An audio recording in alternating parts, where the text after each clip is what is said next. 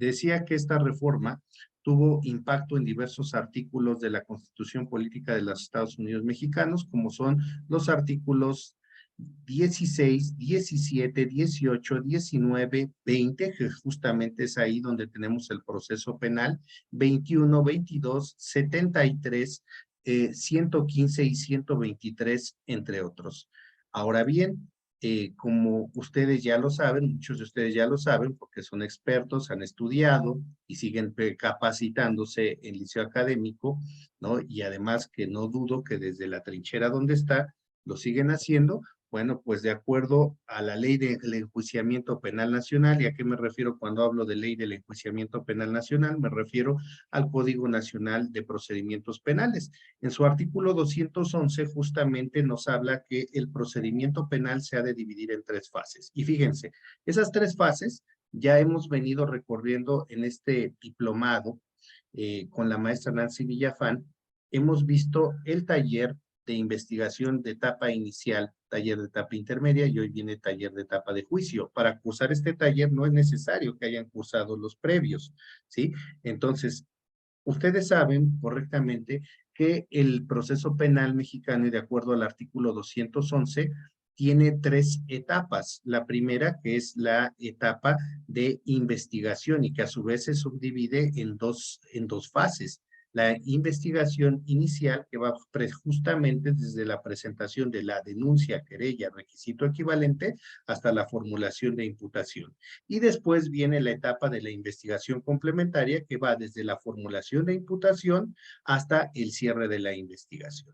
Una vez concluido el cierre de la investigación, de acuerdo al artículo 211 del Código Nacional de Procedimientos Penales, tenemos que vamos a entrar a lo que es la etapa, precisamente la etapa intermedia, que como ustedes ya saben, es ahí justamente donde se van a admitir, ofrecer y se van a depurar los hechos. Esa es la etapa intermedia. Y posteriormente, pues como corona de la joya, tenemos la etapa de juicio oral, que justamente es ahí donde las pruebas van a tener mucha relevancia y donde van a cobrar aplicación todos los principios que nos dice el artículo 20 constitucional. ¿Cuáles son? Ustedes ya lo saben, lo que es la publicidad, la concentración, la continuidad, la inmediación, ¿sí? Van a cobrar vigencia todos esos principios, van a cobrar esos principios constitucionales, cobran vigencia en el juicio oral.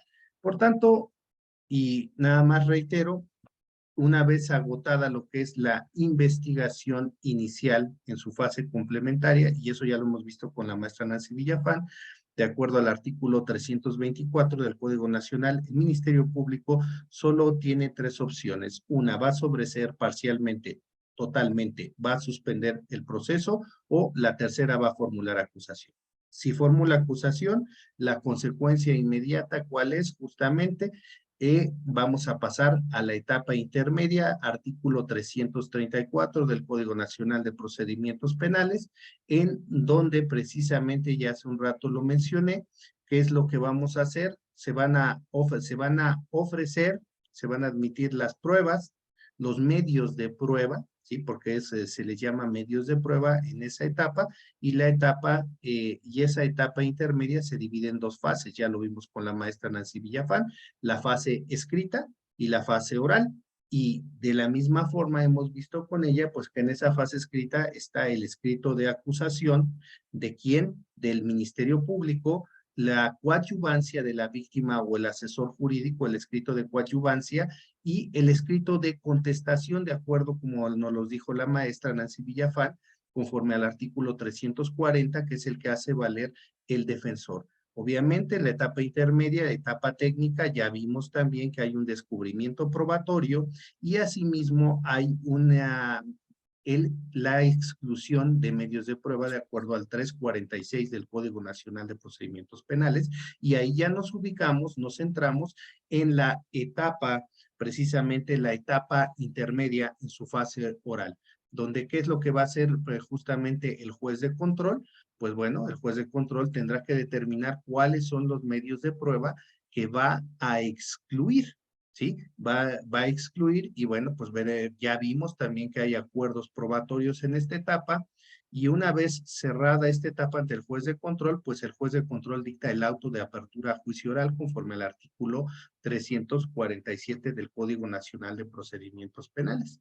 Y de ahí pues llegamos justamente ya a lo que es el título octavo, etapa de juicio, que en las disposiciones previas nos dice el artículo 348, el juicio es la etapa de decisión de las cuestiones esenciales del proceso, es decir, delito y responsabilidad.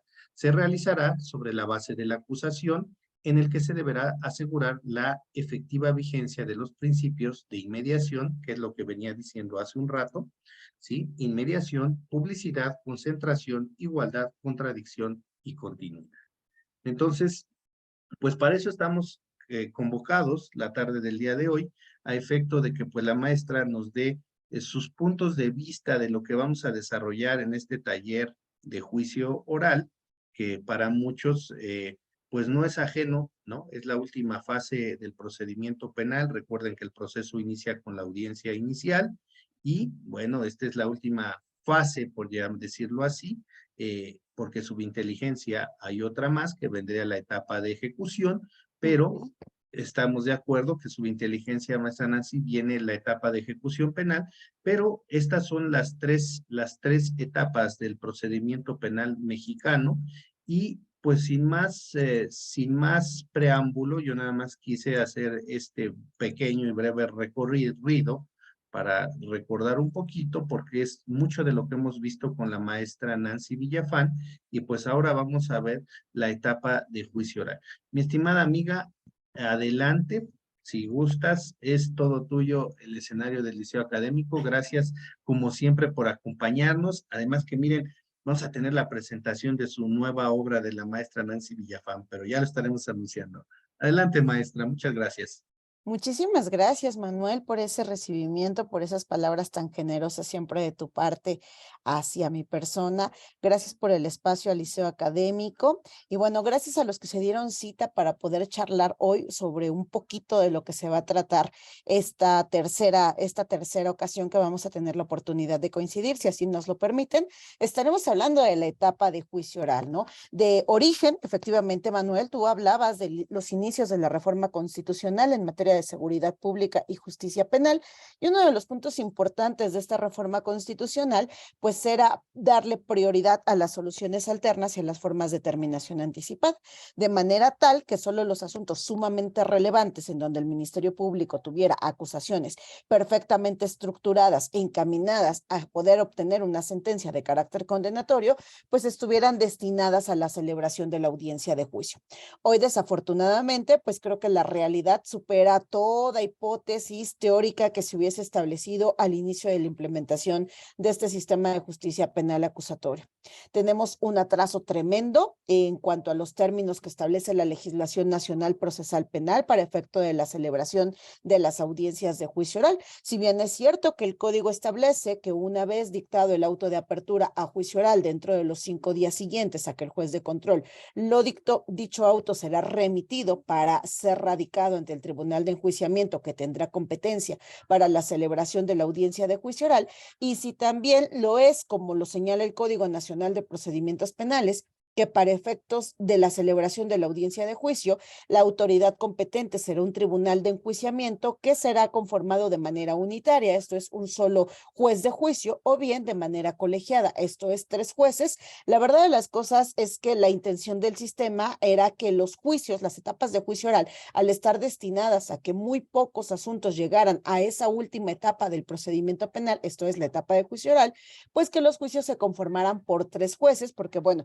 pues era mucho más sencillo que durante la etapa que tiene como finalidad que se deslumbren, que se visualicen, que se aclaren todas las situaciones de carácter procesal en la misma, esto es que se acrediten los extremos del contenido de la acusación, o en su caso se acredita la hipótesis defensiva que presenta el acusado como parte de ese derecho que tiene a una defensa técnica, Lo cierto es que era preferible que los juicios se desarrollaran por 3 jueces, en donde uno fuese juez secretario, otro juez presidente y otro juez vocal. Y todo el orden de la celebración de la audiencia de juicio estuviese a cargo de ese juez que presidía, el juez presidente.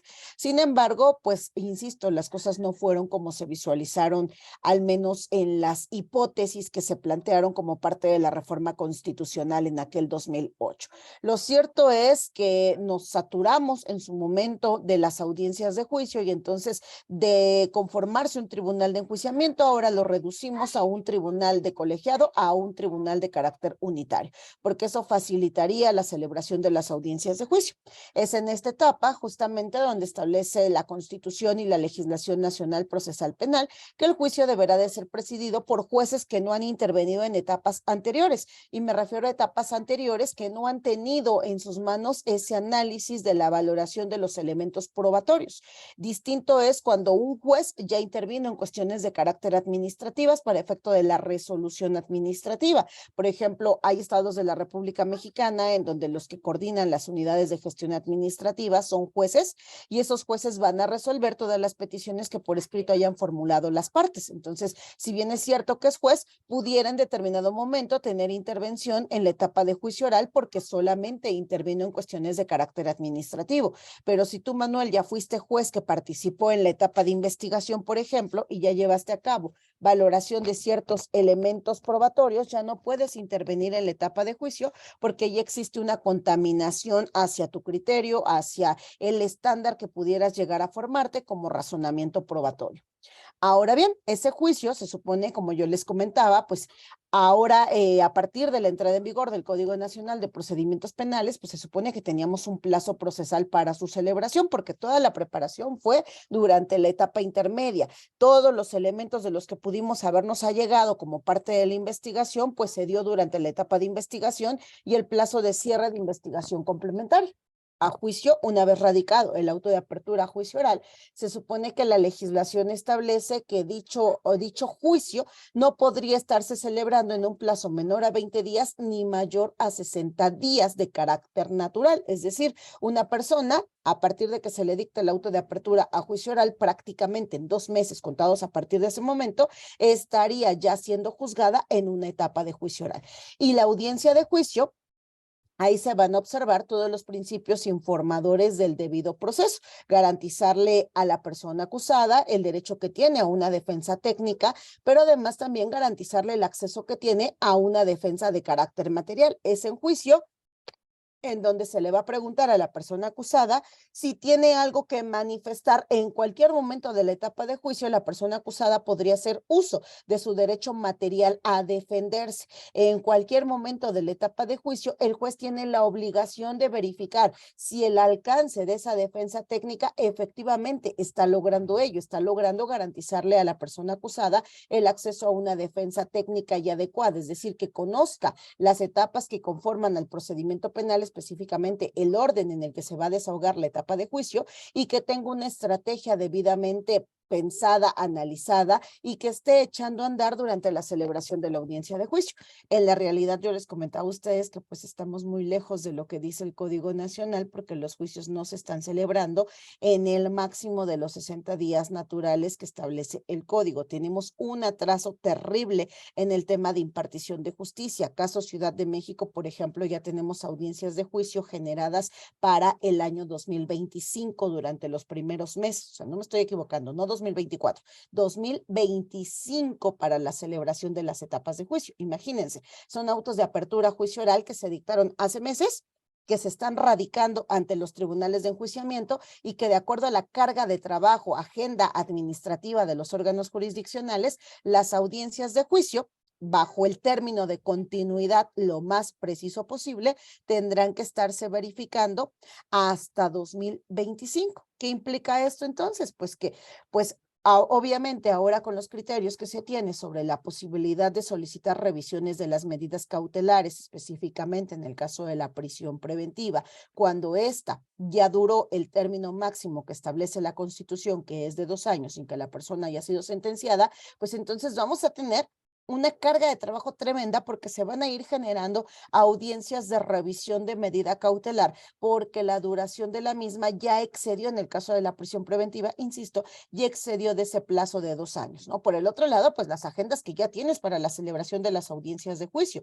Aunque quisiéramos que las audiencias de juicio, como lo dice la Constitución, como lo dice el Código Nacional, se estén celebrando en ese plazo o bajo los principios, específicamente el principio de continuidad, pues desafortunadamente la carga de trabajo que se tiene humana en los órganos jurisdiccionales hace imposible que ello se cumpla de esa manera. Obviamente va a tener que llegar el momento en el que vía amparo se analice si ese exceso de carga de trabajo, como lo sustentan los órganos jurisdiccionales para estar generando las audiencias fuera del plazo procesal que establece el Código Nacional, esto es, en un plazo no menor a 20 ni mayor a 60 días de carácter natural, vulnera el concepto de plazo razonable que la Suprema Corte de Justicia de la Nación ha venido construyendo específicamente en materia penal, reiterando esos criterios que ha construido la Corte Interamericana de Derechos Humanos. ¿Por qué? Porque, bueno, pues aquí es el derecho que tiene todo justiciable a ser juzgado en un plazo apegado a las formalidades procedimentales. En este caso, pues la ley es clara. El juicio tiene como finalidad que ahí se resuelva sobre su culpabilidad o sobre su inocencia. En tanto eso sucede, la persona está sujeta a un acto de molestia y ojalá quisiéramos que los actos de molestia a los cuales se encuentra sujeto pues fuesen menos graves que la prisión preventiva, pero desafortunadamente la mayoría de asuntos que están llegando a juicio pues es porque las personas vienen sujetas a medidas cautelares tan graves como lo es la figura de la prisión preventiva, ¿no? Entonces ya de ahí de entrada pues no se está cumpliendo con esta parte. Pero pensemos ahora ya en la celebración de la audiencia de juicio oral. Para poder celebrar la audiencia de juicio, todas las partes tienen que estar perfectamente citadas. No puede haber ninguna parte procesal que no se encuentre debidamente citada. Por partes procesales me refiero a la notificación que se le tiene que hacer al agente del Ministerio Público, a la persona acusada, a su abogado defensor, a la víctima del delito y a su asesor jurídico. En el caso, por ejemplo, de los delitos de naturaleza sexual, en el caso de los delitos sexuales cometidos en agravio de niños, niñas, adolescentes, en el caso, por ejemplo, de secuestros, trata de personas, pornografía infantil, bueno, pues las víctimas vendrán con datos de identidad reservada, lo que significa entonces que en el momento en el que se dicte el auto de apertura juicio oral, dicha circunstancia se le tiene que hacer saber al tribunal de enjuiciamiento que resulte competente, a efecto de que se continúen resguardando los datos de identidad de la víctima y de ser necesario, si la víctima así lo requiere por conducto de su asesor jurídico o incluso mediante la representación que desafortunadamente, pues bajo el tema de que no contamos, de ahí el tema que yo ponía sobre la mesa, Manuel, y sobre el que nos insistían hablar un poquito, cuál es la verdadera función de un asesor jurídico en el procedimiento de justicia penal acusatorio. Desafortunadamente, hasta hace apenas unos días atrás, pues salió una convocatoria por parte del Poder Judicial de la Federación para una especialidad en calidad de asesores jurídicos en el sistema de justicia penal acusatorio. En realidad no hay cursos diseñados para asesores jurídicos, porque a los asesores jurídicos de origen se les capacitó con el mismo programa autorizado para la capacitación de los defensores. Entonces, incluso la misma ley, el Código Nacional de Procedimientos Penales, cuando hace alusión a las obligaciones de los asesores jurídicos, a distinción de lo que pasa con los abogados defensores, no hay un artículo que precise cuáles son las obligaciones de un asesor jurídico. Es en atención a concordancia que las mismas obligaciones previstas por la legislación procesal penal en tratándose de la intervención de un defensor, pues serán tomadas en consideración para el caso de la intervención del asesor jurídico. Pero debemos de entender que se trata de dos figuras totalmente distintas. No será la misma labor la que lleve a cabo, en este caso, el asesor jurídico que la que lleve a cabo un abogado defensor, de manera tal que debería de existir un catálogo de cuáles son las actividades que debe de llevar a cabo el asesor jurídico. En este caso, pues si su víctima es de identidad reservada y su víctima no necesita estar presente durante la celebración de todo lo que va a implicar la audiencia de juicio oral, porque existe alta probabilidad de revictimización cada vez que escuche con relación a los hechos constitutivos de delito, pues entonces el asesor jurídico tendrá con oportunidad que requerir que la víctima sea trasladada desde un lugar diverso en en el que aquel se encuentre la persona acusada, a fin de que no pueda ser intimidada por la presencia misma del acusado o la presencia misma del acusado para la víctima pueda representar algún tema de revictimización, ¿no? Y esto desafortunadamente no lo vemos en las celebraciones de la audiencia de juicio, ¿no? A veces las víctimas estuvieron todo el procedimiento penal sin la asistencia jurídica y es hasta juicio cuando ya el tribunal de enjuiciamiento se declara competente para que tenga verificativo la celebración de esa audiencia de juicio, pues que manda llamar a un asesor jurídico de carácter público, porque de acuerdo a lo que dispone la Ley General de Víctimas, la víctima tiene derecho a una representación por un licenciado en Derecho titulado y con cédula profesional, pero no debería de bastar solamente con que sea licenciado en Derecho, sino que además debería de tener conocimientos acreditados, como se lo pedimos al defensor, conocimientos acreditados, con la finalidad de garantizar esa salvaguarda y esa representación adecuada de los derechos de la víctima dentro del procedimiento. Tan es así que hablamos de una figura desconocida que, por ejemplo, hay jueces que no permiten la participación del asesor jurídico durante la celebración de la audiencia de juicio oral para efectos de interrogar, objetar o contrainterrogar, toda vez que careció de la formulación de la coadyuvancia en términos del 338 cuando nos encontrábamos en la etapa intermedia. Si en el auto de apertura a juicio oral, yo siempre les digo que el auto de apertura, en términos de lo que dispone el Código Nacional de Procedimientos Penales, en cuestión de lo que señala el artículo 347 de la legislación procesal penal, debe de ser entendido como una radiografía de lo que va a suceder durante la etapa de juicio oral. Es decir, ¿qué va a pasar?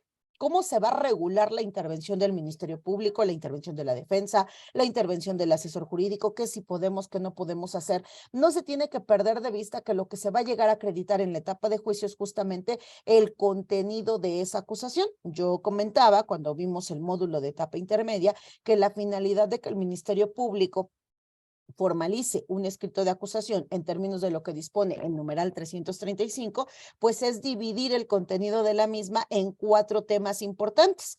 ¿Cuál es el delito? ¿Cómo lo vamos a acreditar? ¿Cuál es la responsabilidad penal? ¿Cómo la vamos a acreditar? ¿Cuál es la pena que solicitamos que se le imponga a la persona acusada? ¿Cómo la vamos a acreditar? ¿Y cuál es el monto de la reparación del daño que en este caso se va a solicitar y cómo se va a acreditar? Si se dan cuenta, son 4 temas fundamentales, pero además 4 objetivos probatorios: acreditar delito, acreditar responsabilidad penal, acreditar la imposición de la pena, esto es el quantum de la pena que se va a solicitar por el Ministerio Público, y acreditar el tema de la reparación del daño. La asesoría jurídica tiene un papel importante porque la asesoría jurídica va a brillar en esa audiencia que se llama audiencia de individualización judicial de la sanción y reparación del daño, específicamente porque la asesoría jurídica va a ventilar cuánto desea obtener la víctima por concepto del daño que ésta sufrió y en este caso cómo es que se está acreditando ese monto de la reparación del daño que se solicitó en el momento en el que la víctima tuvo intervención específicamente dentro de lo que fue la etapa intermedia, haciendo la función de lo que dispone el artículo 338 de su legislación procesal penal. De manera tal entonces que juicio tiene una función: regirse bajo los principios de inmediación, concentración, contradicción, publicidad y principalmente la continuidad. De ahí entonces que la misma legislación procesal penal nos va a establecer en qué caso las audiencias, de manera muy excepcional, tendrían que desarrollarse bajo la cuestión de puerta cerrada, es decir, en qué casos no puede agotarse el principio de publicidad. La misma legislación nos va a establecer en qué consiste la inmediación y bueno, pues hoy la evolución que tenemos de los criterios tanto de los tribunales colegiados de circuito como de la primera sala de la Suprema Corte de Justicia de la Nación nos explican en qué consiste ese principio de inmediación. Hemos evolucionado también en ese concepto porque, por ejemplo, en el Estado de México, antes de las aclaraciones de estos criterios de colegiados en su momento de la primera sala de la Suprema Corte de Justicia de la Nación, el juicio se celebraba ante un juez, iniciaba ante un juez, ejemplo, iniciaba ante el juez Miguel Ángel Mesa, pero resulta que al juez Miguel Ángel Mesa durante el transcurso de ese juicio oral, pues resulta que le había llegado notificación de cambio de adscripción y entonces sin problema ese juicio ahora se lo dejaba a Manuel Camacho y entonces Manuel Camacho bastaba con señalar que ahora por designación de cuestión de adscripción, él sería el nuevo juez que continuaría con la celebración de esta audiencia de juicio y se comprometía incluso a verificar el contenido de todos los audios y videos de las audiencias anteriores que con motivo de esa causa penal hubiese precedido el juez en turno Miguel Ángel Mesa. Y entonces con eso se hacía valer el principio de inmediación. Bueno, pues los criterios vinieron a decirnos que eso no era suficiente. ¿Por qué? Porque ya el juez Miguel Ángel, que había presidido el inicio de la audiencia de juicio, que ya había observado la valoración probatoria de determinados medios de prueba que habían desfilado ante él, era totalmente distinto su razonamiento, que seguramente se iba a constituir en aquel razonamiento que se formara el juez Manuel Camacho. De manera tal, entonces, que la inmediación no se agota bajo el concepto de que la audiencia se encuentre presidida por un tribunal de enjuiciamiento. El juicio tendría como finalidad celebrarse tipo como se hace en el Poder Judicial de la Federación. Yo te cito a jornadas procesales y entonces todas las partes quedan debidamente notificadas, por ejemplo, que el día 28 de septiembre de 2023, a partir de las 10:00 todos nos debemos de encontrar en el interior de la sala de audiencia número X del juzgado en materia de distrito especializado en el nuevo sistema de justicia penal acusatoria en materia penal, con sede en tal lugar, ¿no? De forma tal entonces que hoy, 28, por ejemplo, de septiembre de 2023, inicia la etapa de juicio. Entonces, el día 29 será la segunda jornada y el día, por ejemplo, 1 será la tercera jornada, día 2, día 3, día 4, y se destina un número de jornadas continuas, porque eso trasciende a una cuestión que tiene que ver con la valoración probatoria que el órgano jurisdiccional se va formando a partir del análisis del desahogo de todos los elementos de prueba que van desfilando frente a él mediante las características de ser desahogados y ser incorporados bajo las reglas procesales que establece el código, ¿no? Desafortunadamente tenemos estados de la República Mexicana en donde se toman muy en serio aquello que dispone el Código Nacional de que para efecto de la continuación de la audiencia de juicio se podrá tener para efecto de diferir su continuación hasta un plazo no mayor a 10 días. Entonces, si hoy iniciamos juicio, hoy lo dividimos solamente para la verificación del contenido del auto de apertura a juicio oral, hicimos valer el alegato de apertura, se plantearon si es que había algún tipo de incidencias, de no existir incidencias, entonces si no había medios de prueba pendientes el día de hoy para efecto de su incorporación a la audiencia de juicio, entonces hoy damos por concluida esta sesión porque resulta que si iniciamos a las 10 de la mañana, a las 12 del día ya tengo otra audiencia generada y entonces hoy solamente disponíamos de 2 horas. Bueno, y para la siguiente sesión, pues entonces nos vemos en un plazo no mayor a 10 días, incluso de no poder continuar en ese plazo mayor a 10 días, parte del tema de la técnica jurídica que se ha venido utilizando en el interior de las salas de audiencia es hacerle de su conocimiento a las partes que yo, órgano jurisdiccional, estoy perfectamente bajo el entendido que para que continúe esta audiencia de juicio tendría yo que estar señalando su continuación en un plazo no mayor a 10 días. Pero dada la carga de trabajo que tiene mi agenda administrativa, tengo espacio para el día 11 o para el día 12. Ello significa que ya estaríamos traspasando un plazo mayor a los 10 días que establece la legislación, pero les voy a pedir, por favor, a gente del Ministerio Público, Asesoría Jurídica y Defensa del Acusado, que por favor, solo por esta ocasión, entendiendo la carga de trabajo de este órgano jurisdiccional y a fin de que la siguiente audiencia se celebre con el tiempo posible para que sean incorporados la mayor cantidad de medios de prueba, se renuncien a los plazos procesales. Entonces, renunciando a los plazos procesales, sin problema vamos a señalar la continuación de la audiencia de juicio en el día 12, ¿no? Y únicamente quedan exhortados, en este caso agente del Ministerio Público, para que en la siguiente fecha de audiencia, a la hora ya señalada, traiga 5 medios de prueba, por ejemplo, y que la defensa quede notificada que tiene que venir preparada para el desahogo de esos 5 posibles medios de prueba. Incluso Ministerio Público, si no le fuese posible localizar a alguno de estos medios de prueba, bueno, pues entonces tendrá que decidir cómo sustituye el desahogo de ese medio de prueba por diverso medio de prueba. De manera tal que para la siguiente audiencia señalada para el día 12 en su continuación de juicio, pues estemos en condiciones de incorporar el mayor número de elementos probatorios.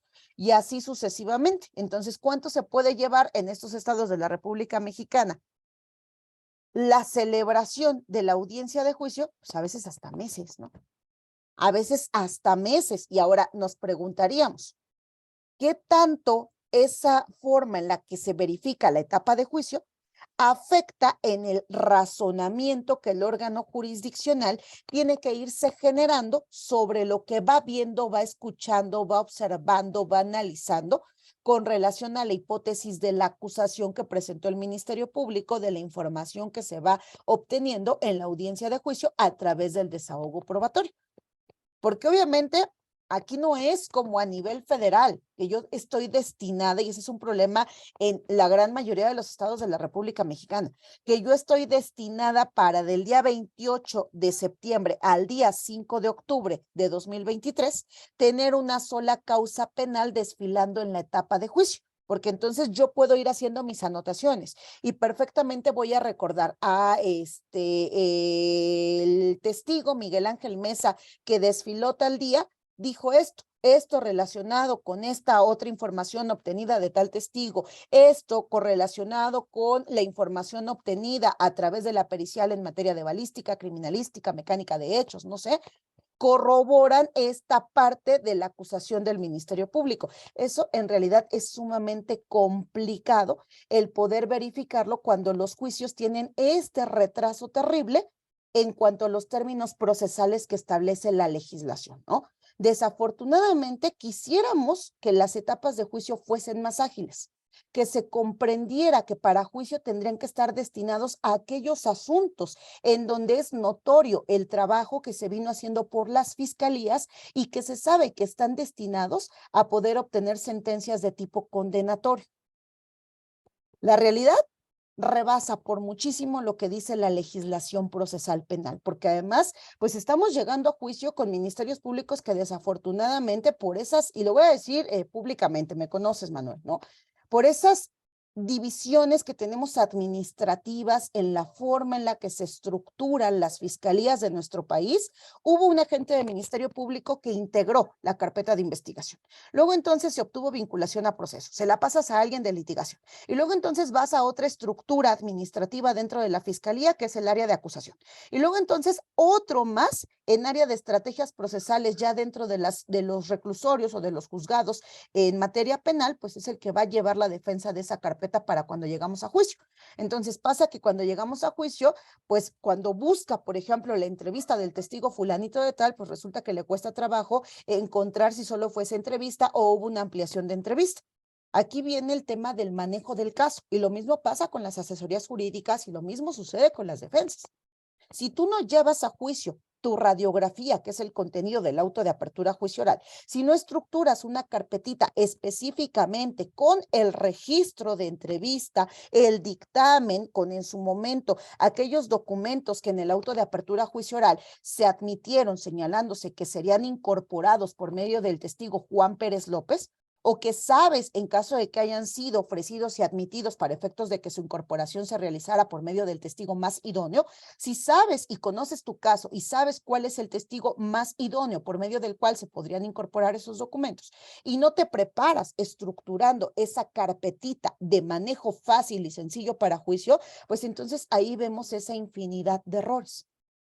Si no distinguimos qué debe de contener tu alegato de apertura de aquello que vas a desahogar durante la celebración de la audiencia de juicio, si no se distingue cómo se construye un alegato de clausura, si no sabemos las técnicas para efecto del desahogo probatorio, hacer la distinción, desahogo de testigos, desahogo de peritos, si no conocemos cuáles son los criterios que se van construyendo sobre el razonamiento probatorio, porque hoy hablamos incluso de estos temas súper novedosos, ¿no? El razonamiento probatorio. Ojalá, yo siempre lo he dicho públicamente, ojalá todos nuestros órganos jurisdiccionales que acuden a esos cursos de razonamiento probatorio, no solo a nivel nacional, sino en el ámbito internacional, todo eso que aprenden y que se ve muy bonito en los libros que se escriben sobre razonamiento probatorio, realmente lo aplicarán en la práctica.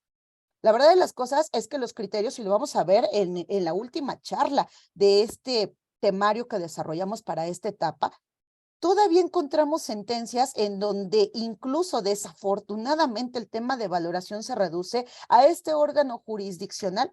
No se percató de que por parte del testigo que acudió a testificar en contra del hoy acusado, precisando circunstancias, tiempo, modo, lugar, ubicándolo a él en torno a estas circunstancias relacionadas con el delito, con el hecho delictivo, no se pudo notar por parte de este órgano jurisdiccional odio, animadversión, interés de perjudicar al hoy acusado, ¿no?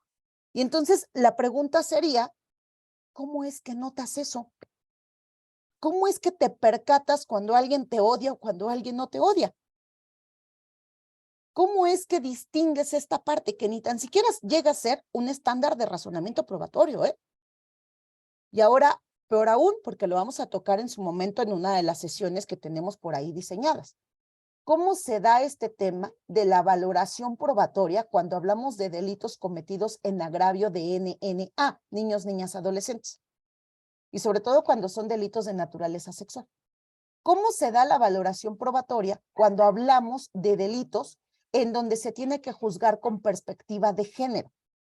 Hace poquito leía yo el contenido de una resolución en donde la jueza que dictó dicha resolución decía que por la edad del niño que había sido víctima de un delito de naturaleza sexual, era imposible que éste conociera qué significaba el odio, el rencor, la animadversión, el interés de perjudicar a la persona acusada al rendir su testimonio. Sobre todo porque se trataba de un delito que el niño narraba que había vivido en diversas ocasiones sin ser ubicado en circunstancias, tiempo, modo, lugar y que no le eran exigibles por la edad del niño. ¿Hasta dónde llega la aplicación de ese interés superior del niño, niña, adolescente? ¿Hasta dónde llega la aplicación de juzgar con perspectiva de género? ¿Qué pasa con estas cuestiones de valoración probatoria? Porque entonces, si seguimos en lo que veíamos en el sistema tradicional mixto, en donde poníamos, bueno, es que el testigo refirió que, y entonces, de acuerdo a la forma en la que refirió, es imposible que el testigo haya mentido con el ánimo de perjudicar, con el ánimo de odio en contra de la persona procesada o inculpada, pues entonces no hemos evolucionado absolutamente nada, ¿no? No hemos avanzado absolutamente nada en el tema de razonamiento probatorio. ¿Para qué entonces cruzar la línea y dejar atrás un sistema de valoración probatoria legal o tasado en donde la ley te decía es esto y cuando la ley no te lo decía venían los criterios de la Suprema Corte de Justicia de la Nación que te venían a decir, en este caso, cómo es que se tenía que llevar esa valoración probatoria, a tener hoy un sistema en donde se permite la libre valoración? Y que tiene su sustento, no en algo que se le ocurrió solamente a quien legisló el Código Nacional, tiene su sustento en la misma Constitución Política de los Estados Unidos Mexicanos, ¿no? ¿Hasta dónde llegamos a esta parte? ¿Qué tanto puede ser este concepto de valoración probatoria tomado en consideración para el momento en el que se emiten las sentencias? Y algo que vemos, el tema del contrainterrogatorio, que aquí lo vamos a abordar. ¿Cuándo sí, cuándo no se practica el contrainterrogatorio?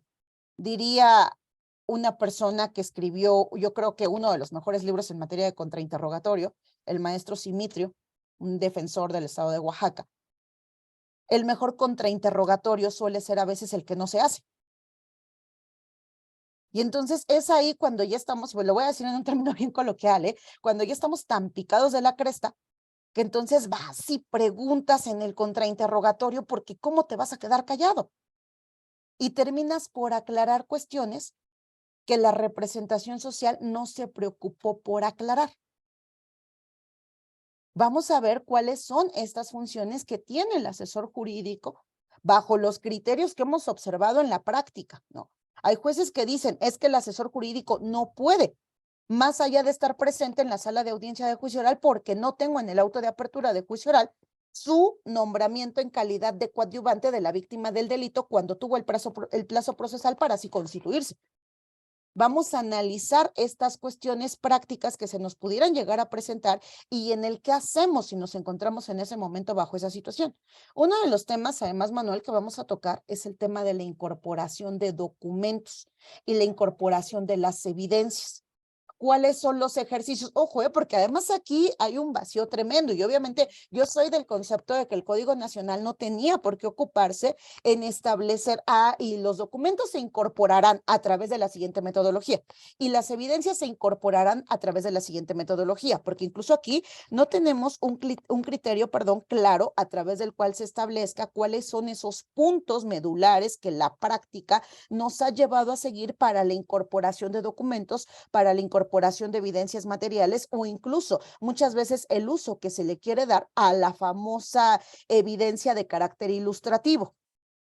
En el caso de los peritos, en el caso, por ejemplo, de los informes de investigación, pues es muy normal. A lo mejor al informe de policía de investigación se le anexaron alguna toma de fotografías. A lo mejor al tema de los peritajes, por ejemplo, en materia de medicina, entonces se le anexaron fotografías sobre la posición, sobre las balas, dirección de las balas, el tipo de orificio que traía la víctima del hecho delictivo y entonces el perito llega y habla y expone lo que a él le correspondió conforme a la experticia para la cual lo mandamos a llamar, acusación, defensa. Y entonces a lo mejor él dice, y tan es así que en mi peritaje, en la foja número tal, anexé 2 fotografías. La primera de ellas corresponde a la posición víctima-victimario, por ejemplo. En el caso en concreto, la segunda de las fotografías ubica que específicamente la víctima se encontraba tanto de distancia del sujeto activo de sexo masculino. Y entonces esas fotografías sirven para evidencia ilustrativa. Aquí hay criterios que chocan. Hay jueces que dicen, no, porque no está contenida en mi auto de apertura a juicio oral y debiste de haberlo ofrecido en ese carácter, para efecto de que yo te permitiera la proyección en audiencia de juicio. Hay otros criterios de jueces que dicen, bueno, no es necesario porque como ya lo refirió el perito, únicamente es evidencia de carácter ilustrativo que anexó al contenido de su dictamen y no requiere de incorporación porque como tal no es un medio de prueba de carácter autónomo para efecto de que esté referido en el auto de apertura como medio de prueba ofrecido y medio de prueba admitido. Esta es la parte importante que vamos a ir desarrollando sesión a sesión durante la charla que vamos a tener a partir del siguiente miércoles, 2 horas de 6 a 8, referentes a la etapa de juicio oral, por cuanto hace al debate de la misma. Pero vamos a tener puntos bien importantes, además, en donde en su momento, Manuel, tú recordarás que te compartí una resolución en materia de un amparo que habla sobre esto que sigue sin estar claro. En juicio, ¿se puede o no se puede condenar para efecto de dejar a salvo el derecho de la víctima y hasta cuánto es el alcance de dejar a salvo el derecho de la víctima respecto de la cuantificación de la reparación del daño? Entendemos el contexto del 20 de la Constitución, apartado C, en su fracción 4, en donde establece que específicamente, en caso de haberse dictado una sentencia de carácter condenatorio, el juez deberá de hacer referencia a la condena a la reparación del daño. Entendemos el contenido del 406 y 410 del Código Nacional de Procedimientos Penales. Pero, ¿qué pasa cuando se señala sí la condena a la reparación del daño, pero de carácter genérico, dejándose a salvo el derecho de la víctima para hacerlo en diverso momento procedimental? Esto es referente a lo que sería el procedimiento en ejecución penal, ya que hasta este momento, en la audiencia diseñada para que se incorporaran todos los elementos probatorios tendientes a acreditar la reparación del daño, resulta que no hubo medio de prueba desahogado para acreditar ese monto de la reparación del daño. El juez no puede vulnerar un concepto constitucional. Si condenaste, tienes que condenar al pago de la reparación del daño y es algo lógico. Quedó acreditada la existencia del delito y quedó acreditada tu responsabilidad penal en ese delito. En consecuencia de haberse acreditado tu responsabilidad penal, hubo un daño que se causó porque hubo una lesión de determinado bien jurídico. Por lo tanto, entonces tengo que condenarte ese pago de la reparación del daño. Pero ¿qué pasa con la cuantificación de esa reparación del daño? Y aquí es justo en donde nos vamos a detener un poquito, porque es ahí donde tendría que brillar la intervención de un asesor jurídico, ¿no? Y de acuerdo a ese amparo que yo les comentaba, ¿cuál es el criterio que se ha venido sustentando? Y aquí nos falta todavía muchísima construcción por cuanto hace a la reparación del daño. Y esto en el mejor de los términos, porque tenemos audiencias de juicio en la práctica en donde en la parte que corresponde, le llamo yo a la audiencia no necesaria, que es la audiencia de individualización judicial de la sanción y reparación del daño, en donde en el momento en el que ya emitimos el fallo y tiene verificativo esta audiencia de individualización judicial de la sanción y reparación del daño, pues resulta que cuando se pregunta sobre los medios de prueba a desfilar, el Ministerio Público dice, su señoría, y así, me desisto de los medios de prueba ofrecidos y admitidos por cuanto hace a esta audiencia, esto es, tendientes a acreditar la pena y la reparación del daño. Y solicito que en su lugar se tome en consideración de los desahogos ya anteriores durante la etapa de debate que desfilaron frente a usted bajo el principio de inmediación y contradicción, que ahí también hay otra confusión de la que hablaremos en su momento, se tome en cuenta la parte correspondiente para que sea considerada para el tema de la imposición de la pena y de la reparación del daño. Y entonces el asesor jurídico, ¿no? Que decíamos, Manuel, en chiste casero, se convierte muchas veces en la dama de compañía del Ministerio Público. Y entonces le pregunta el juez al asesor jurídico, algo que manifestar. Su señoría, sin oposición, o sea, no me opongo a que se tenga por desistido al Ministerio Público y que se tome en cuenta la parte correspondiente de los testimonios, en su caso, los elementos probatorios que desfilaron con anterioridad, para efecto de que se cuantifique el tema de la pena y se cuantifique el tema de la reparación del daño. Y la defensa dice, pues también no, sin oposición, total, a quien le correspondía ya tiene un fallo de condena, a quien le correspondía el tema de acreditar cuánto quería de pena y cuánto quería de condena de reparación del daño, en primer lugar se desiste, pero peor aún, suena hasta confuso, ¿no? O sea, me desisto, pero le pido que se tome en cuenta lo que de los testimonios ya desfilados ante usted pueda ser considerado para el tema de la pena y el tema de la reparación del daño. Y entonces así pasa para el momento de la sentencia correspondiente, ¿no? Y toda vez que la víctima refirió en circunstancias, tiempo, modo, lugar, que vivió durante tantos días en su concepción de tiempo privada de la libertad y que sus captores la tuvieron sometida a, entonces, efectivamente, conforme a lo que refirió el perito en materia de psicología, que desfiló también bajo los principios de inmediación y contradicción ante este órgano jurisdiccional, sí sufrió un daño, afectación psicológica, lo cual ha traído cambios en su forma de conducirse socialmente de la víctima, a partir de haber vivido el hecho delictivo. Y entonces de ahí lo toman para poder establecer que hubo un daño psicoemocional y que ese daño psicoemocional, conforme a lo que vino a vertir el perito en materia de psicología, requiere de 200 terapias psicológicas.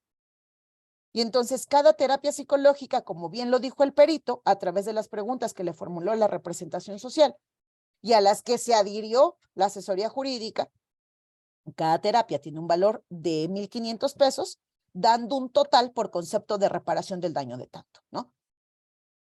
Y entonces así lo señalan en el contenido de su sentencia. Todo eso es justamente de lo que nos vamos a encargar durante estas sesiones. Yo siempre he dicho que no hay verdades absolutas. Todos los días aprendemos el sistema de justicia penal acusatoria. No hay un ponente que esté bien, no hay un ponente que esté mal, porque el sistema de justicia penal acusatorio se construye todos los días en cada una de las salas de audiencia. Si hacemos incluso esa distinción entre cómo se lleva a nivel federal y cómo se lleva en el ámbito del fuero común, pues nos vamos a sorprender porque en el mismo fuero federal no existe concordancia de criterios, porque cada viernes un tribunal colegiado sostiene una cosa y viene otro y te dice otra, porque la primera sala de la Suprema Corte de Justicia de la Nación, cada vez que le toca resolver algún tema de contradicción de criterios, algún tema en donde se tengan que generar precedentes trascendentales, pues se van construyendo diversos criterios, ¿no? Yo no podría decirles que el sistema de justicia penal que hoy tenemos para 2023 es el mismo que se inició aplicando en el 2008-2009 en las primeras entidades de la República que se aventuraron a la implementación de este sistema. Cada órgano jurisdiccional tiene reglas específicas que se tienen que seguir en su sala de audiencia.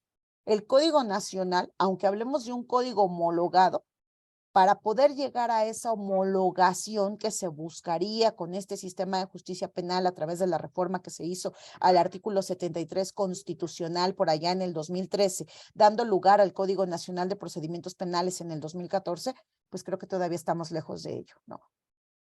De ahí entonces que la única manera de aprender el sistema es estudiar todos los días.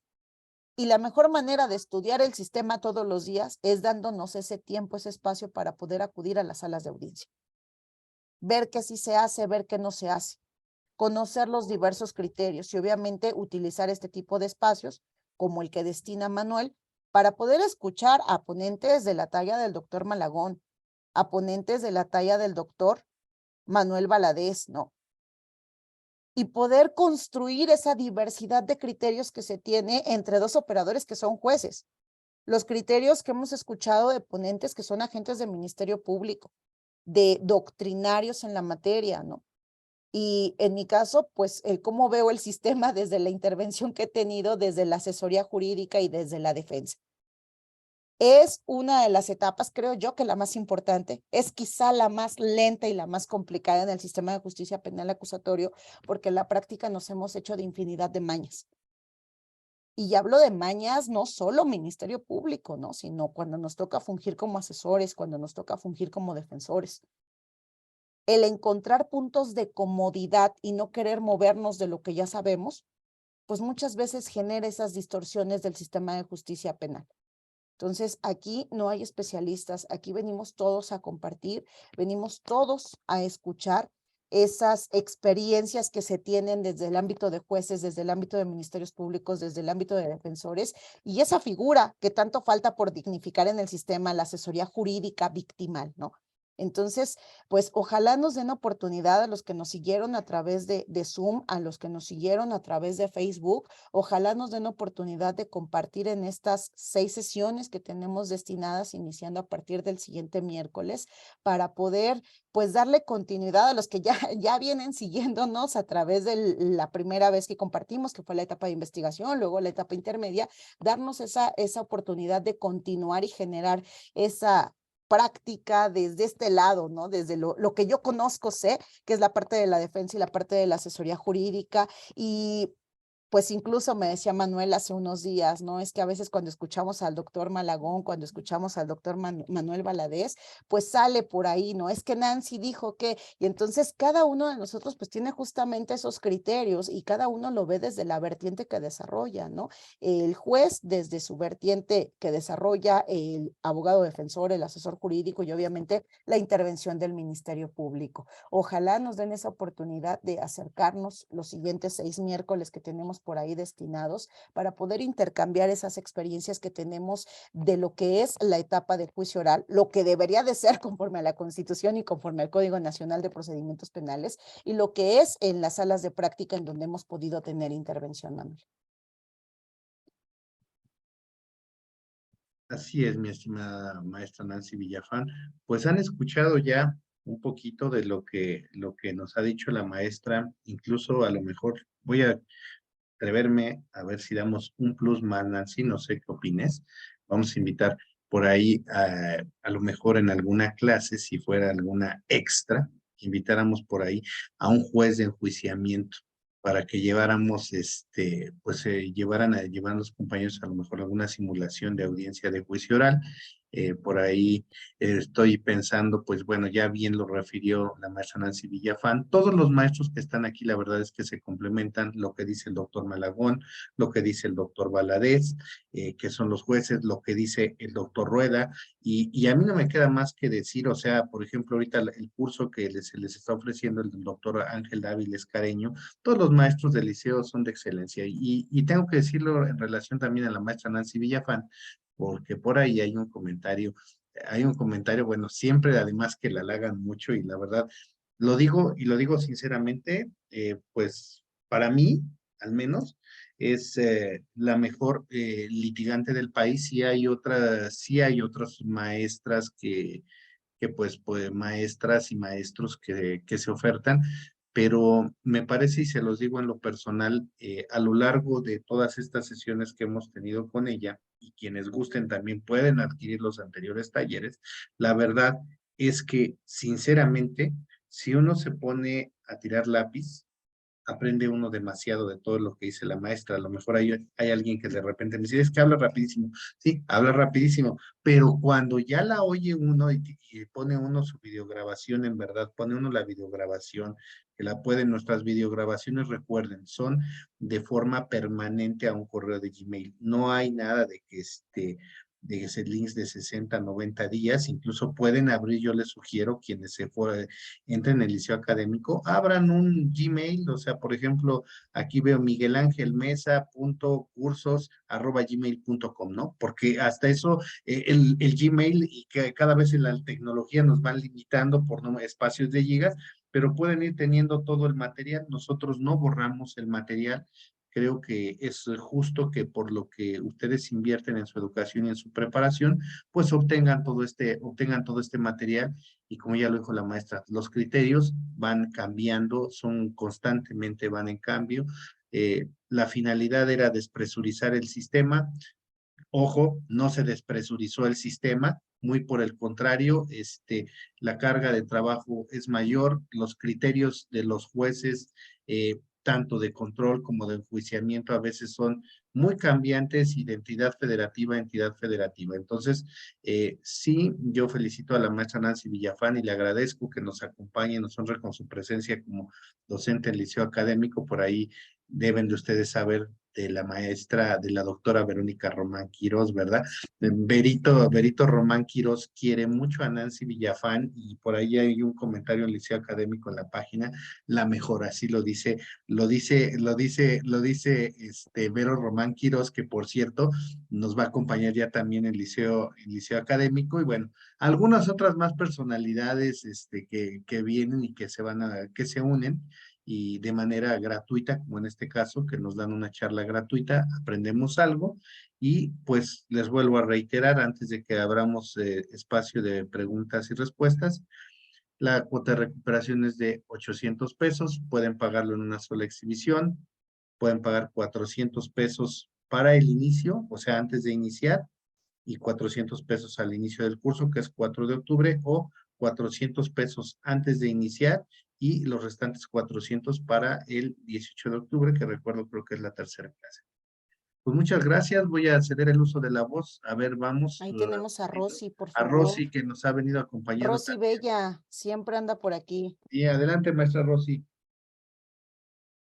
Gracias a todos. Buenas noches. Gracias, maestra Nancy, por sus palabras. Es un gusto, digo, nuevamente pues, poder estar compartiendo. Tengo una pregunta en cuanto a lo que señalaba de la continuidad de las audiencias. Si yo voy en el segundo día de mi audiencia de juicio y la juez no los da continuos, por ejemplo, me da lunes, martes, me da miércoles, jueves, se brinca el viernes y luego sigue el lunes. No, o sea, según a lo que yo escuché, ¿qué hay problema ahí? ¿Qué problema hay? ¿Deben de ser continuos o mientras no rebasen los 10 días? Rosy, mientras no rebasen los 10 días. Mientras no rebasen los 10 días, insisto, ¿no? En la práctica, por ejemplo, en el caso del Estado de México, pues a veces la carga de trabajo que tienen los jueces para la etapa de juicio se satura de tal manera que es imposible continuar para el día 10. O incluso el Ministerio Público, pues a lo mejor ya tiene, para la fecha que está señalando el juez o la jueza, ya tiene señaladas otras audiencias. Entonces, el mismo Ministerio Público le señala ahí al órgano jurisdiccional la imposibilidad en la que se encuentra de continuar con esa causa penal para su trámite en la fecha que está precisando el órgano. Entonces, con la finalidad de que nadie falte para esa nueva fecha que se está señalando, pues entonces todos entendemos y asumimos que dicha fecha nos comprometemos a presentar, aunque sea en el día 11 o en el día 12, ¿no? Con la finalidad de que se incorporen el mayor número de actos procesales. Desafortunadamente, pues estamos llenos de situaciones que muchas veces escapan de las manos de los partes procesales. No conseguiste al testigo o resulta que sí lo conseguiste y el testigo no alcanzó a llegar a la hora señalada, ¿no? Y sobre todo cuando yo me comprometí a solicitar la citación de esa persona por conducto del órgano jurisdiccional, pues se justifica su inasistencia y van a dar nueva fecha de audiencia para que se recepcione ese testimonio, ¿no? Y cuando hablamos de los testimonios de las víctimas, pues aún más, porque bueno, pues aquí hay una especie de suplencia protección, porque son ellas quienes tienen que venir a referir la circunstancia que vivieron en torno al hecho delictivo. Y aquí estamos llenos de mañas. Gracias a la diosa de la justicia Temis, hoy existen criterios muy interesantes que pues aportan a esta parte de la construcción de las resoluciones que se dictan en una etapa de juicio, ¿no? Anteriormente, desafortunadamente, y lo voy a decir a palabras abiertas, perdón, Manuel, Le voy a No, decir a palabras abiertas, se hacían negociaciones indebidas entre defensas y entre asesores jurídicos, o peor aún, entre defensas y ministerios públicos. No te preocupes, Lic, yo hago que la víctima no se presente para tal día. Y entonces, sobre todo en los delitos de robo a transporte público, pues las víctimas no iban. Y ante la falta de señalamiento o en los delitos incluso de naturaleza sexual, hay de todo en la Villa del Señor.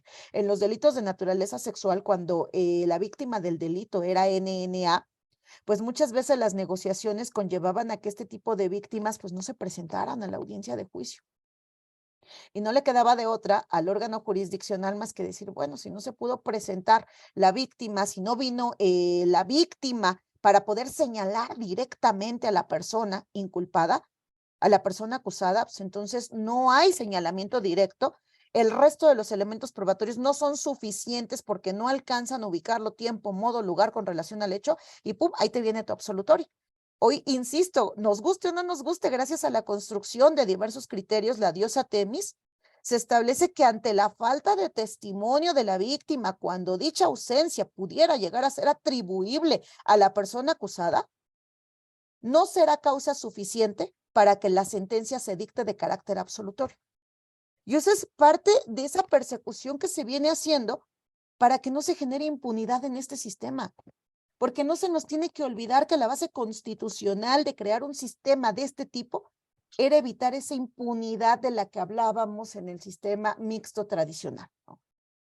En donde era muy fácil, perdón Manuelito, pero era muy fácil hacer esos acuerdos por debajo del agua. Y te voy a ser honesta, Rosy, o sea, hubo muchas sentencias que se dictaron en ese sentido.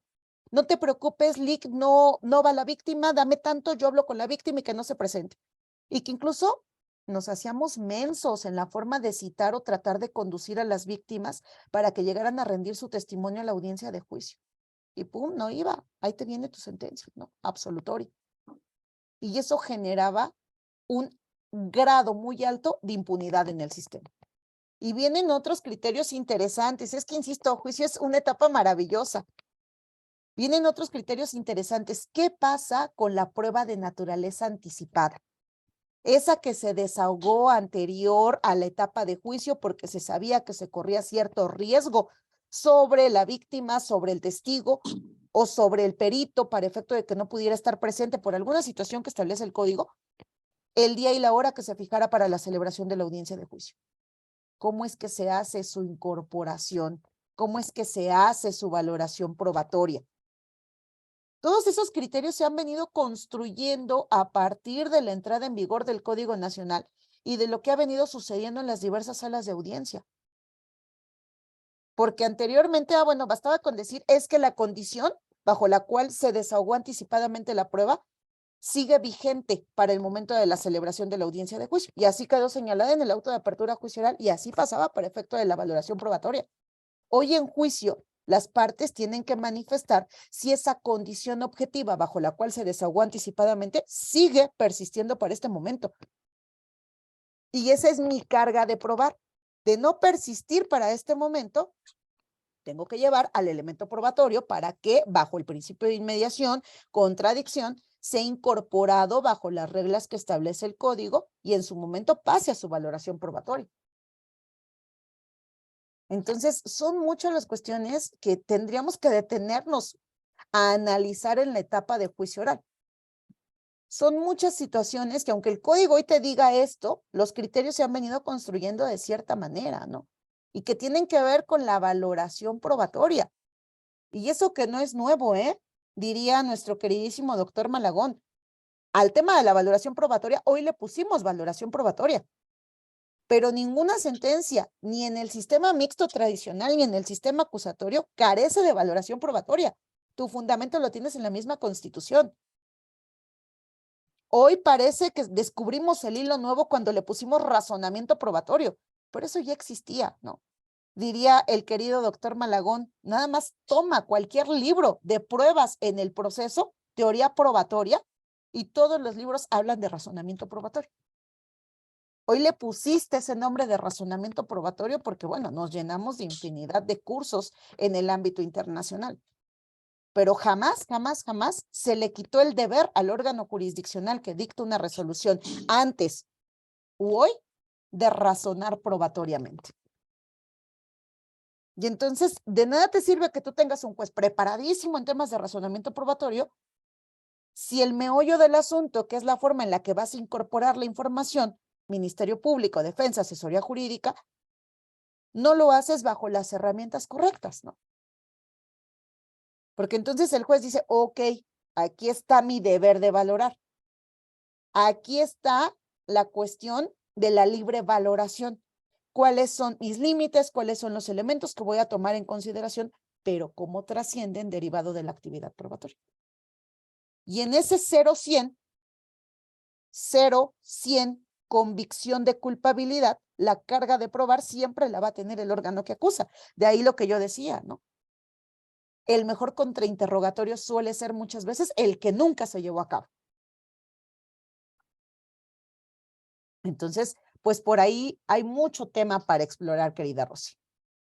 Muchas gracias, maestra. Y nada más una última pregunta. A tus órdenes. El auto de apertura a juicio es lo que cuenta o ya lo que la fiscalía refiere a sus alegatos de apertura. Está hablando de la responsabilidad, que si en el auto de apertura a juicio viene coautor material en términos de la instigación, que es la fracción cuarta aquí en el estado de Quintana Roo, porque es instigación, pero él le pone coautor material.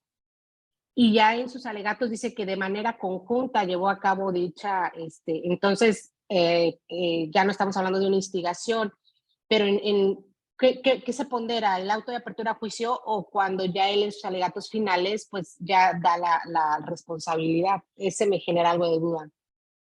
Ah, bueno, es que el alegato de apertura es justamente sobre la introducción que le vas a dar al órgano jurisdiccional de lo que va a suceder durante el desfile probatorio.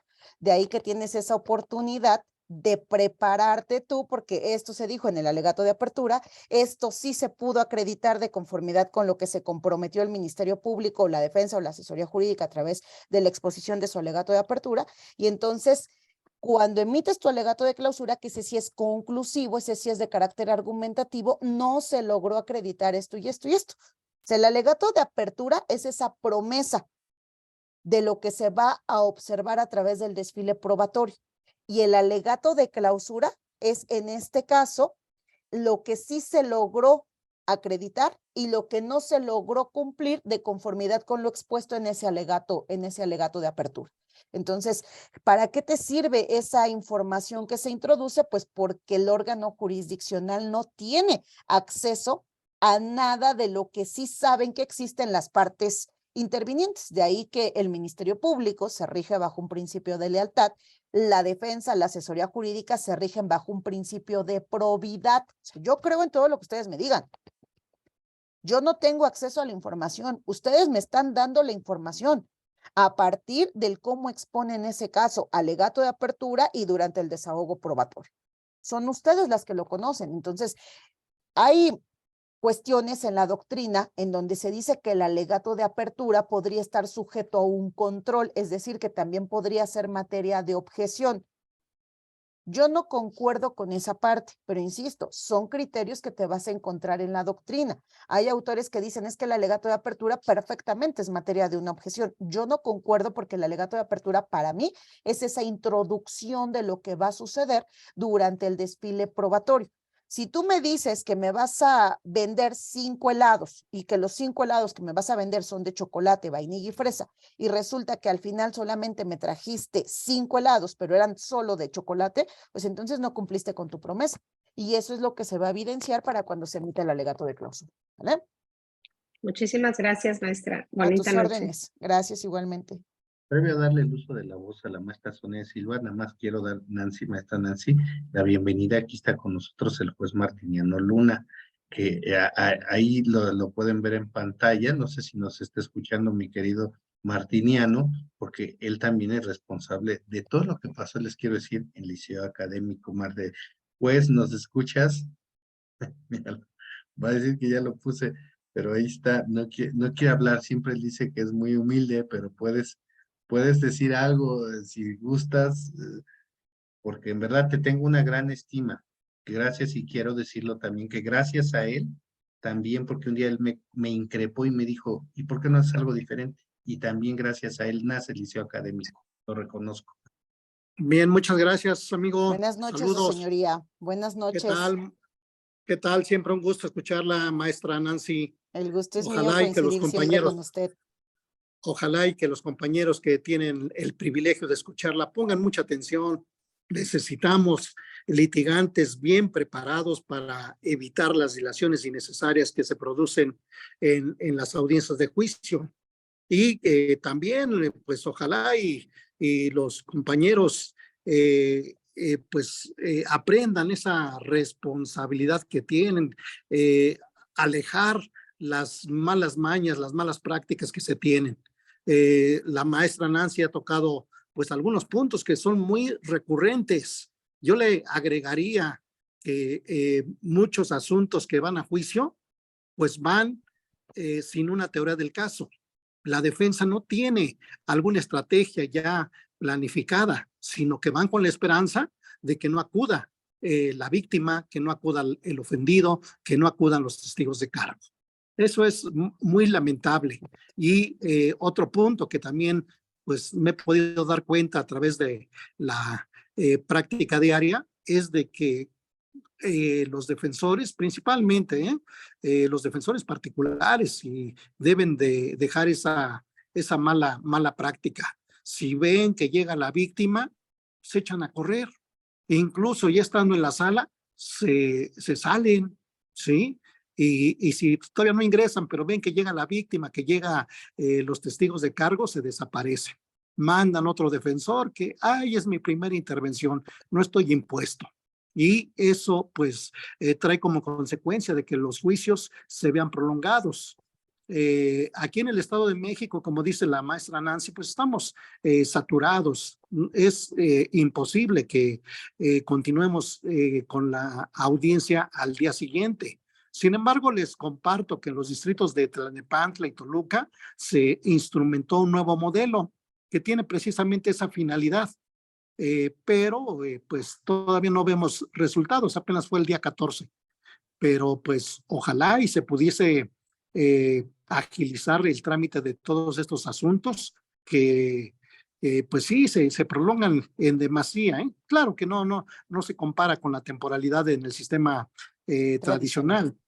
Pero sí hay algunos asuntos, sobre todo los de gran impacto, como es la extorsión, la violación, los secuestros, eso sí se prolongan, pero pues ojalá y que con los conocimientos, las experiencias que usted nos transmite, maestra Nancy, pues se haga conciencia en los litigantes, en los jóvenes, que de ellos es este nuevo sistema de justicia penal y pues son los que tienen que verlo crecer y que pues algún día alcancemos pues ese ideal que se tiene.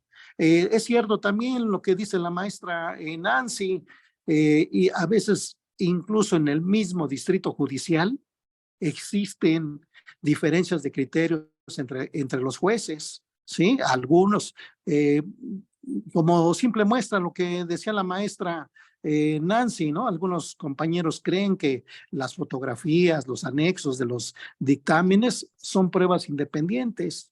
No, forman parte de la opinión del experto y no es necesario que se ofrezcan.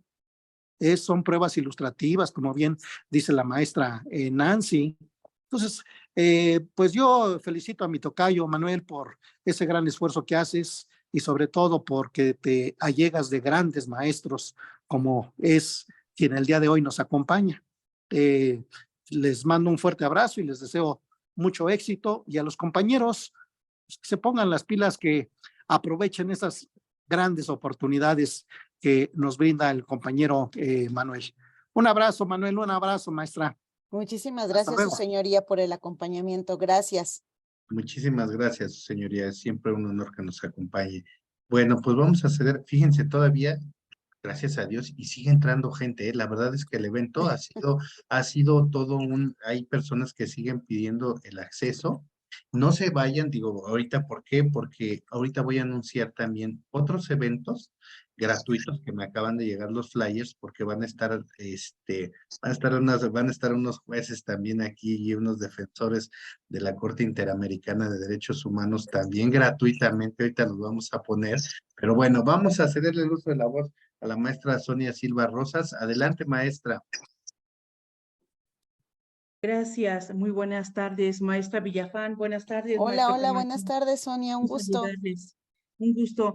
Maestra, una pregunta. En esta A la cuestión orden. de la valoración, precisamente la cuestión del ofrecimiento de las pruebas, ¿cómo lidiar con valoraciones de, bueno, en psicología, en especial cuando estas valoraciones se le practican pues a niños o adolescentes?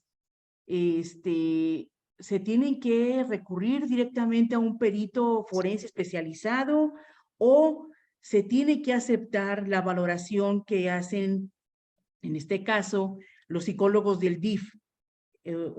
Ahí, ¿qué pasa? ¿Cómo se puede enfrentar esta parte, maestra? Sonia, está el precedente del amparo directo en revisión 3797/2014, que justamente habla de la importancia de la psicología del testimonio infantil.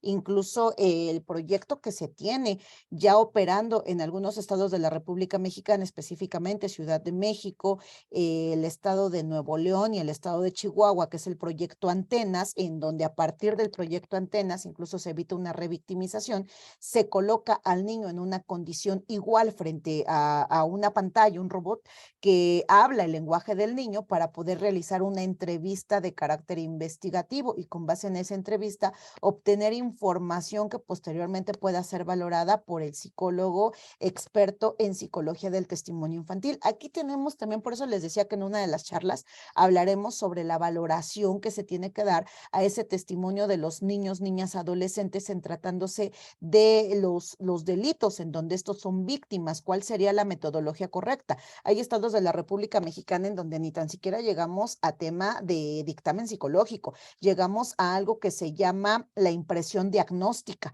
No se continúa con esa evolución que se tiene que analizar psicológicamente del niño para poder identificar realmente la versión del niño, ¿no? Y de ahí desafortunadamente pues muchas malas mañas de las defensas en donde se basan pero en una entrevista el niño dijo esto y cuando vino a testificar en la audiencia de juicio sin tomar en cuenta los pormenores de este amparo 3797/2014, pues resulta que el niño, ante las preguntas que le hizo el abogado defensor, evidenció la defensa que el niño no conoce ni tan siquiera lo que es la circunstancia de tiempo, ¿no? O vergonzosamente, las malas prácticas que muchas veces llevamos a cabo en donde al niño se le pregunta si el niño refirió, por ejemplo, que fue penetrado, y en este lenguaje lo voy a referir, que fue penetrado a través del pene de su agresor, que era el padrastro, por ejemplo. Entonces le preguntan muchas veces cuestiones absurdas con relación, ¿y qué entiendes por penetración? No, atendiendo a la edad del niño. No hay que revictimizar al niño, niña, adolescente. Incluso está el protocolo maravilloso de la Suprema Corte de Justicia de la Nación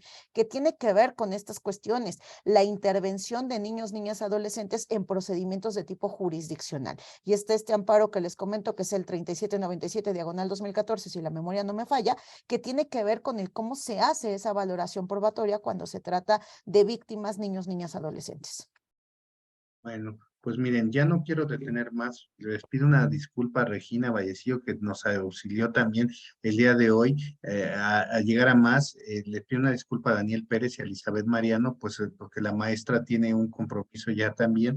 Para escucharla, pues ya les quedan invitados a que se inscriban al taller de etapa de juicio oral. Maestra Nancy, sé que ya te tienes que retirar, te agradezco el que estés con nosotros. Pues vamos Hombre, a gracias a ti, Manuel. Muchísimas vamos, gracias. todos. Regina, Daniel, nos vemos por ahí. Si gustan mandarme sus preguntitas, con todo gusto las leo.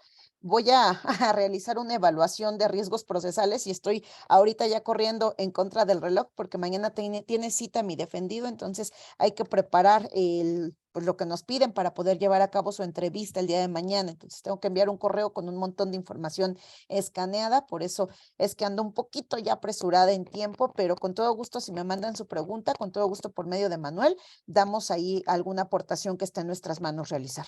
Jovita rápido, pues ya porque la maestra tiene que... Muy bien, gracias doctor Camacho por cederme el uso de la voz. Muy buenas noches. La abogacía es una profesión altruista Cuando usted resuelve un problema, no solo está prestando un servicio, está mejorando la vida de otro ser humano.